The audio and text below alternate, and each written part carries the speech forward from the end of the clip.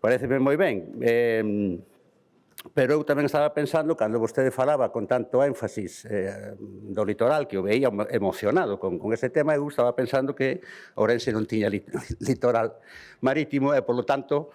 pois non se vai ver beneficiado en absoluto con esa cuestión, polo menos de xeito directo, non? Entonces, bueno, tamén me preguntaba si algunha competencia que involucrase en exclusiva a provincia de Ourense sería reclamada con tanto énfasis. Falou de outra clase de transferencias que pretende, como a xestión compartida dos cuestión meteorolóxica, de que xa se le hemos falado, o sempiterno tema da P9, e dixo unha frase que apuntei aquí, que de tomarse en serio a Galicia.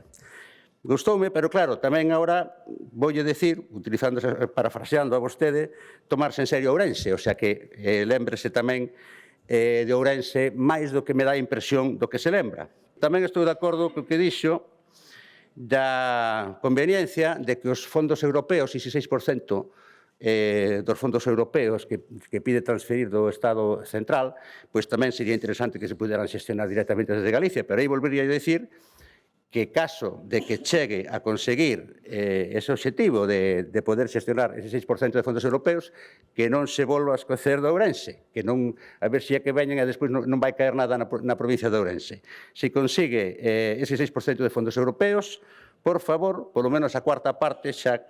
falando en términos das provincias, que son 4, pois que podan ser xestionados con eficacia para a provincia de Ourense.